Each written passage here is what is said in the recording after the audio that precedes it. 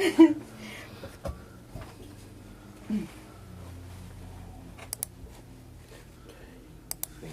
I think I'm ready to does start. good. Thinks bad does good. That's his line. Who am I? Make yourself a thing. Pensa il male, fai il bene. Thinks evil. All right, I'm ready to start. Okay. Okay.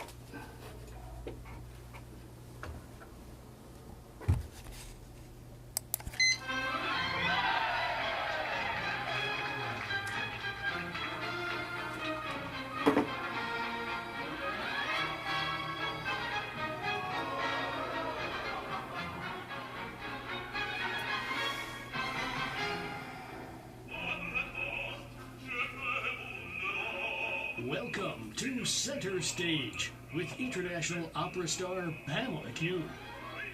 And now, here is your host, Pamela Kuhn. And the curtain is up on Center Stage, the show about the arts and the artists behind their work.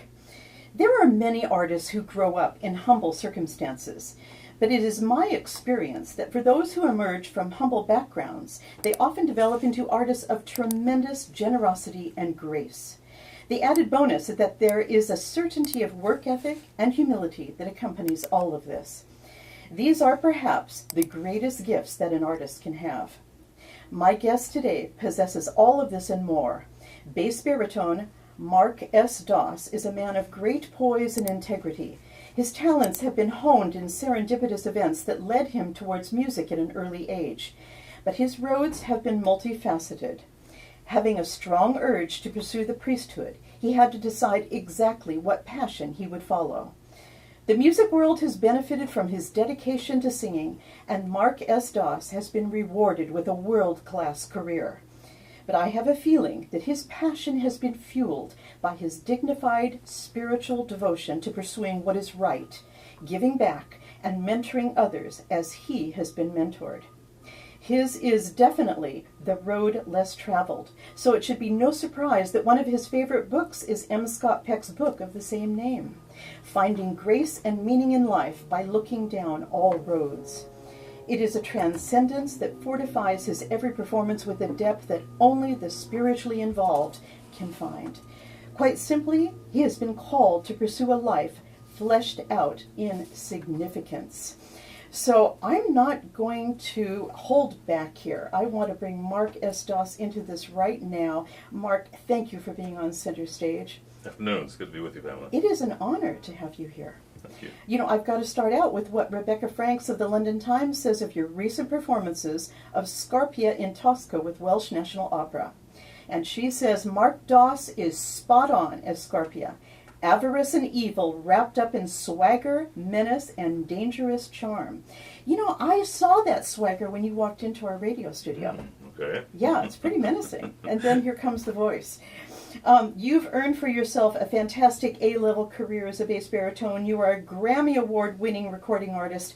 You have many TV appearances to your name, plus you are the 2011 recipient of the prestigious Entertainment Award from Planet Africa, recognizing your achievements as an artist, but also as a role model for youth, both in Canada and in the U.S. I know that your road to a music career was complicated by your love and devotion of going into the ministry. How did music win? Well, I think it is a ministry to be able to sing, especially to sing the words that are very profound to me. High priests that have sung Sarastro in the Magic Flute, Zauberflöte, the Zaccaria in Nabucco, Verdi's Nabucco. So they have been very close to me. Johanan, La Scala, John the Baptist, and Salome. Just very, very profound. And you concentrate on the words, you concentrate on the melodies, you concentrate on the musical meanings and what they bring to you, and bring them all together so that they are something very profound. I can say that at one point when I was studying, my second voice teacher actually sort of got me out of the tenors. I was really a Mario Lanza, follower, and I was doing too much tenor stuff, basically. Larynx was going a little too high, so I had to drop it down, where I had a good teacher who said, well, no, you should get out of the tenors in that section of the chorus and do the bass or bass baritone. He says, you are a baritone.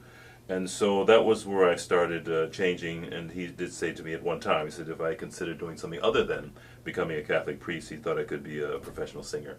So that's the first time anyone had mentioned that. Before I had done a workshop in Cleveland based on, centered on acting, singing, and dancing. It's the first time they did anything like that in Cleveland. Original production of Frank Baum's The Wizard of Oz, The Wiz That Is, it was called. Not The Wiz, The Wiz That Is. And I wound up being Daniel Gale from Kansas, because I was the person that could project the voice probably better than most of the people in that ensemble. But hold on a minute. Isn't it true that your 5th grade teacher, Mrs. Mapson, asked you to sing the Wells Fargo Wagon Song from The Music Man, and after you were done, she said you had the potential to go to New York City and make a lot of money. Oh, the Wells Fargo wagon is coming down the street. The voice hadn't quite broken into that place yet, but yeah, she said, "Oh my gosh, it's beautiful. You could go right now to New York right now and make a lot of money." I was never going to sing after that. I went to athletics as hard as I could, and basketball, baseball, tennis, ran cross country in high school, and never really got back to any type of music until I was dropped back in grades because of a lack of attendance, moving around from school to school. And I said, "Well, it's time to excel and get out." And so the counselor said, "Well, let's see, what can you take? How about chorus? Do you sing any?" I said, "Well, yeah, I sing a bit, so let's do that. That's 10 credits. How about drama? That's 20 credits. You think you want to do drama?" I said, "Let's do that. Let's do that as a class." So that came together when the drama teacher said, "Well, we're doing Godspell, and I think you're in chorus. Do you want to do Godspell with us?" And I said, "Yeah, that would be great." Yeah. I was very much into religion at that time. So my mom made up a nice Superman costume for me, not realizing I was not going to be doing that role, basically. But I did sing "Prepare You the Way of the Lord" coming down the aisle of my high school, East Technical High School in Cleveland. So there fantastic. was Johanna, how many years ago at La Scala, singing, "Prepare the Way of the Lord," basically. How amazing. So was that when music became cool and was acceptable to you? Oh, yeah, I think so. I think I went through a cold during that period of the production, I remember, so I had to try to find ways to, the technique has to come in, try to find ways to get through the performances.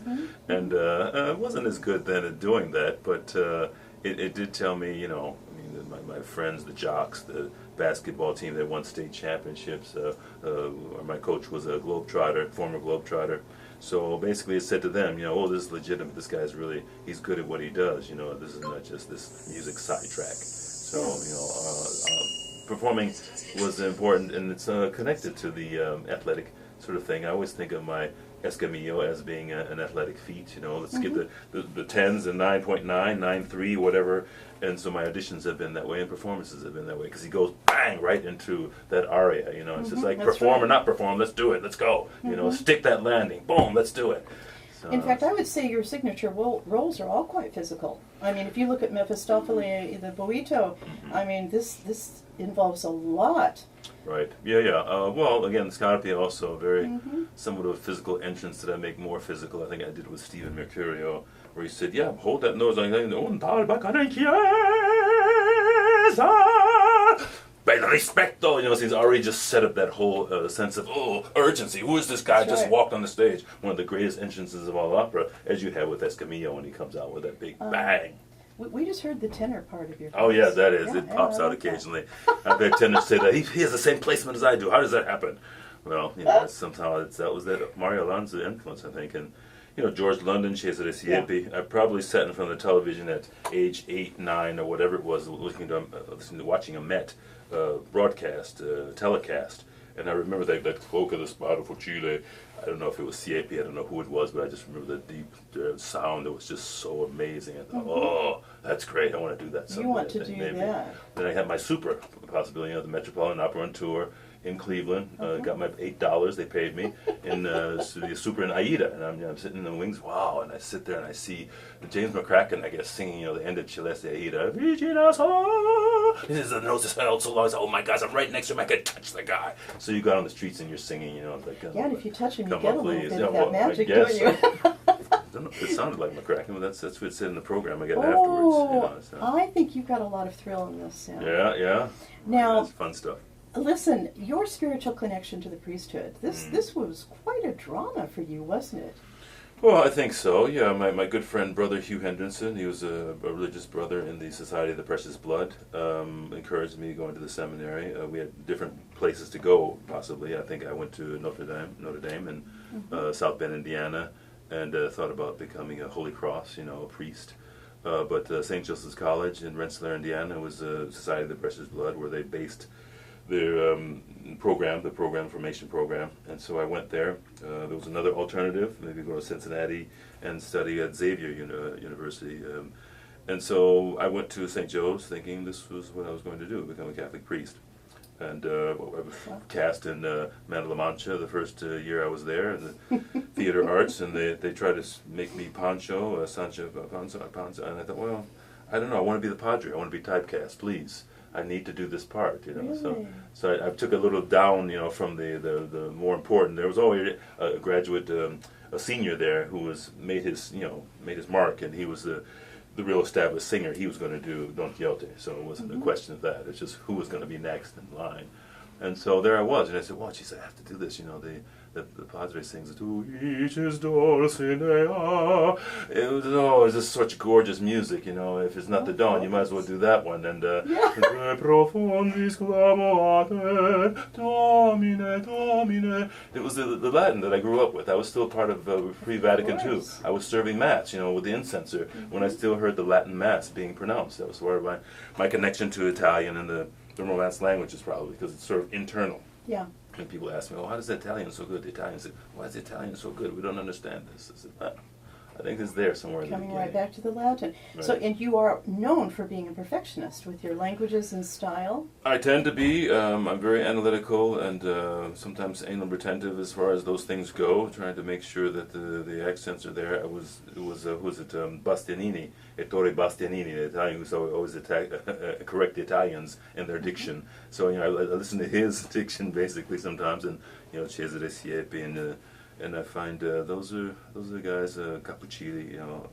All the I greats. sang with on stage, yeah. But also, when you were at Santa Fe, when you were at Chicago, you were in the apprentice program, you had the work of Nico Castel. Right, you too, exactly, the yes, great, yes. diction coach. Nico was wonderful, and I gave him all my big Zingarelli dictionary I had with me. I carted to Santa Fe, and I think Colorni, the diction, the book, and I was going through this, and he could see that I was so intent on the details of diction, and I think I questioned something he said, and I said, "Oh, Nico, are you sure about this?" And he said, "Oh," so he gave me 3 references basically, because he, sometimes they just blow you off. He says, "Well, I'm the expert here. Why do you even question me?" But because he saw that I was really intent on finding out what it was, and I was willing to do the work, and it wasn't just pretense that I was going to, ask him a question and say, "Well, what do you base this on?" And so he came back 3 references. I do that whenever I want to, stress a point, and I said, "Well, don't take my word for it. These are 3 credible references, and so listen to them. If you find others, then you can go another path." Always. So you're a details working man. with You've those. got to really understand. Exactly. Yeah. And speaking about Santa Fe, is it true that you actually got excited about Donald O'Connor's dance in Singing in the Rain, Make 'em Laugh, and you tried to dance on the wall, and you knocked it down? I knocked the wall down, like the walls of Jericho just came tumbling down. And John Crosby walks into the dressing room, the big gang dressing room in Santa Fe.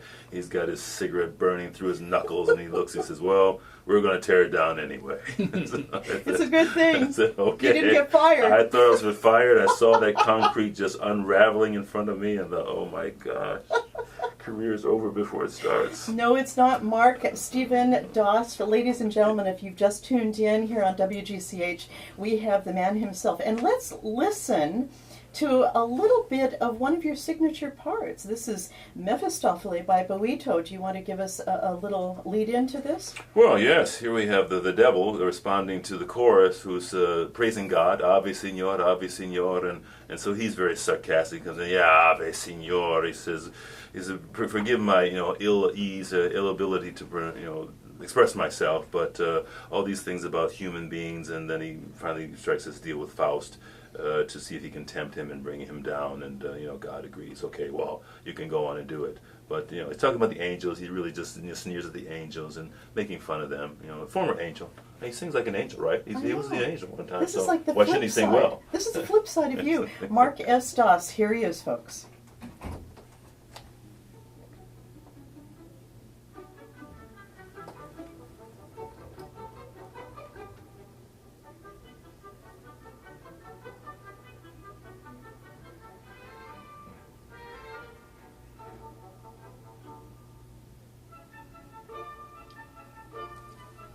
Maybe I'll cut some of this out. Yeah.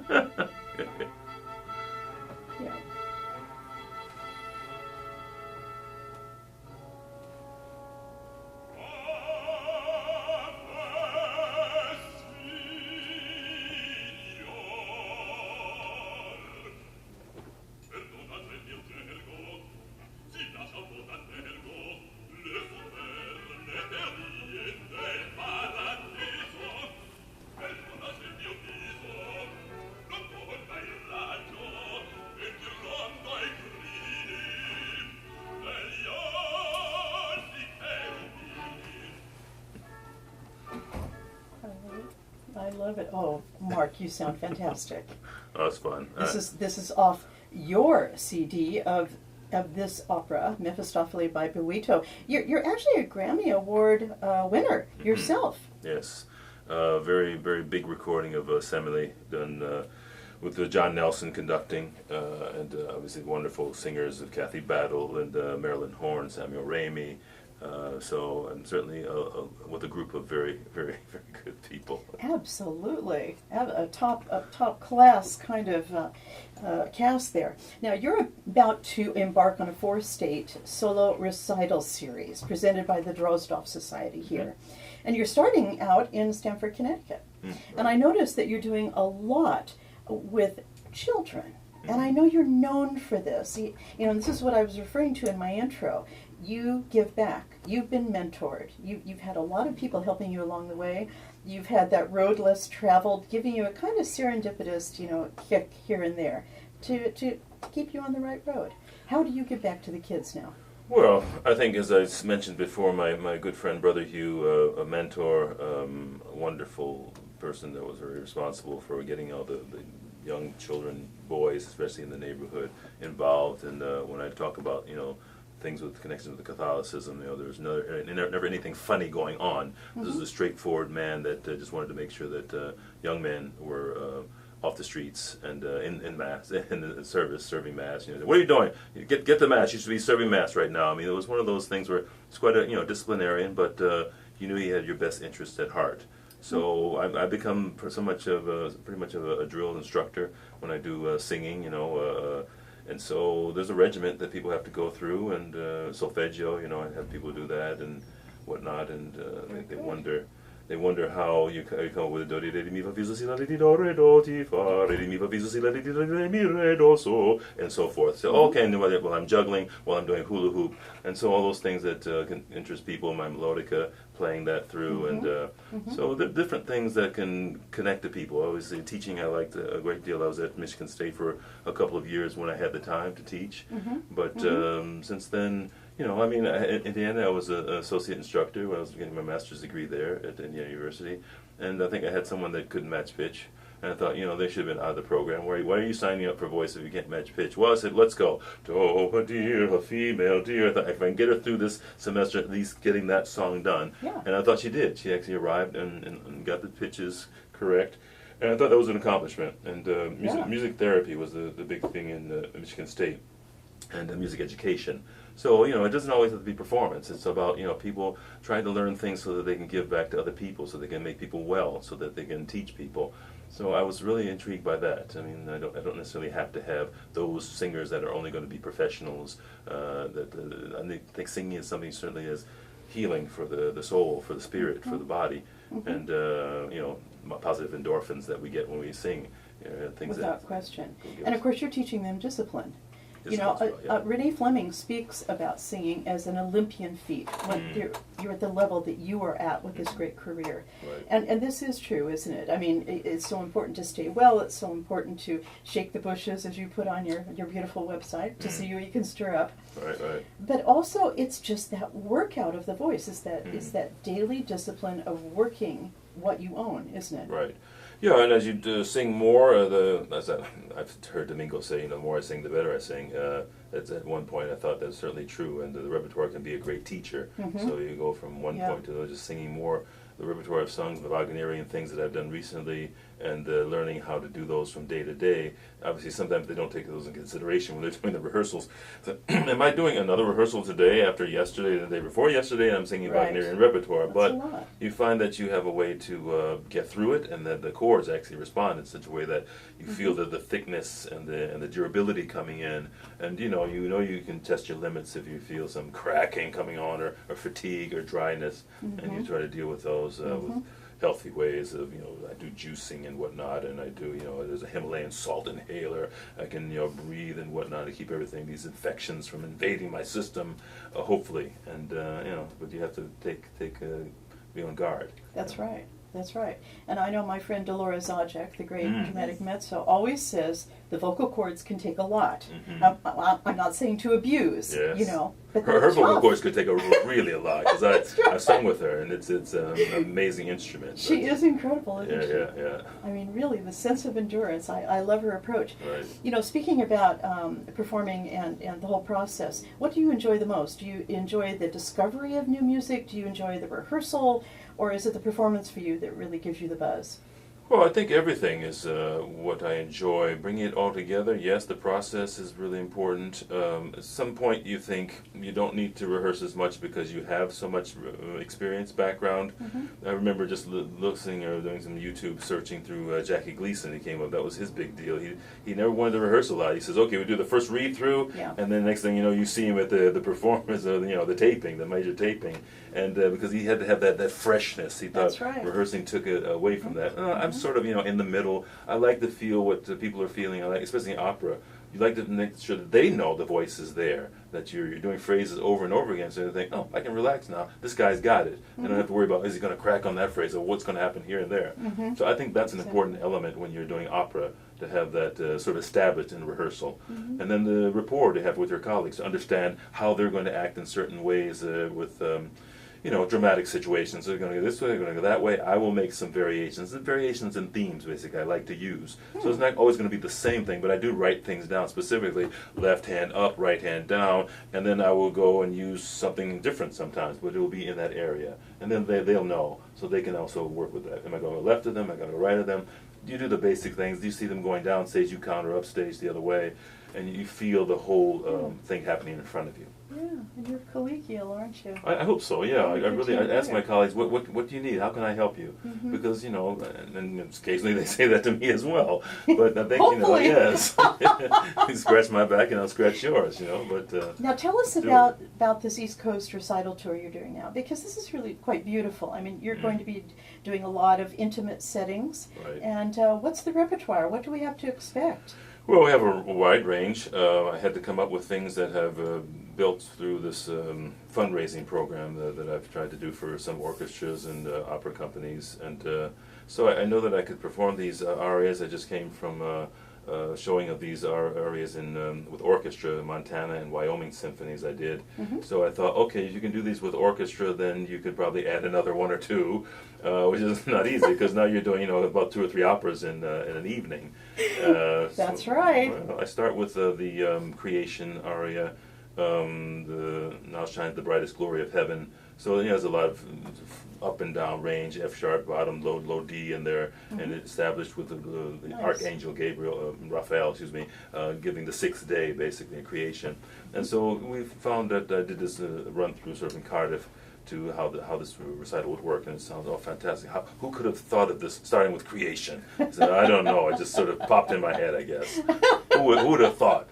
And Sounds good to me. then, then you go with Attila, the wonderful aria that is in the fronts of the gates of Rome, Pope Leo there, and the whole thing of sieging the city, and then saying, no, I'm going to go and do it anyway. His fear of seeing this dream, this nightmare. So Attila is very poignant, because it brings back the darker side after you've gone into this light of the 6th day. And then we go on to Boris aria, the Boris Godunov. Just a light thing. Well, yeah. So, but once you start about sieging, Rome, and it's very, very energetic, then you bring it down to the very sort of dark forebodings of Boris and his sense of feeble power and whatnot. And so I work very extensively on this aria, and I have it all down in emotions. So I put emotions to each phrase. I put specific little dramatic sort of gestures and stagings, basically mini stagings on each phrase. And then I'll give it also the word for word translation. We go through that, and inflection of the Russian through some pocket coach and whatnot, and other people. I have a Russian instructor in Toronto that I've gone through some of it with. So that's very poignant, and ends on a sort of a dark mode. But then we lift it up then with the Mephistopheles again, the Berlioz Mephistopheles, little serenade. So he's mocking Marguerite and mocking Faust about the feebleness of mankind. Don't trust them. Wait till the ring's on your finger, honey. So that whole thing is very sort of light, that little serenade. And then we go into a little more of the darkness with Wagner. We have the Amfortas, which I just did in Poland for the first time. His whole sense of his father has just died. And he's trying to justify this. It's happening, and he just wants to die. This wound is killing him that will not heal. And the knights are saying, "Unveil the Grail. We have to be nourished by the Grail. We have to have Holy Communion." And he says, "No, I need to go on. I need to." Finally says, "Kill me then." And then finally, with Mephistopheles, we just ended as "Ecco il mondo." Wow. Here's the world. Here's the world, people, and let's pull it out. And it's a surprise ending at the end of that. And you have the wonderful Slava Kryasnov playing for you in a couple of these recitals. We love him. He's a rock star. He is the best pianist. Oh my God, the two of you together. Beauty on stage, both of you.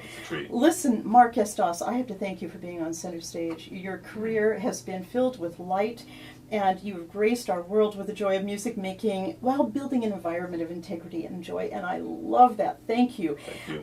Mark Estos is performing starting May 13th. Information, you can go on to Baruch Performing Arts Center in New York, or 212-352-3101. This is Pamela Kuhn, and the curtain is now down on center stage. Okay, you got out faster than I expected. Sorry. All right, sorry, yeah. So we have more music to listen to. That's all. That was great. Thank you. That was great. So you and Slava are doing all these opera arias? No songs? No, the songs are next to the half. The next half starts with Drozdov, yes. Oh, they'll just have to go. Yeah. Great. Yeah, that's the big intro. You're doing Drozdov, spirituals, and Right. Broadway. Broadway. You're doing everything. Some nice Russian songs of Tchaikovsky, the Song of the Flea. His flea is to die for. It's better than any Russian. My Russian instructor says this. He says, "That's the favorite one I love. It's wonderful. I've never heard anything so good." So why do you say this? You're not Moscow. And I didn't even have a chance to ask you to do Luke, I Am Your Father. Look, Damn. Don't act so surprised, Your Highness. This is good. The last Met opera I went to was with Zarchik in Trovatore. Oh, yeah. Oh my gosh, yeah, I sang with that. She eats that alive. She eats that alive. Yeah, I've just sent one of my...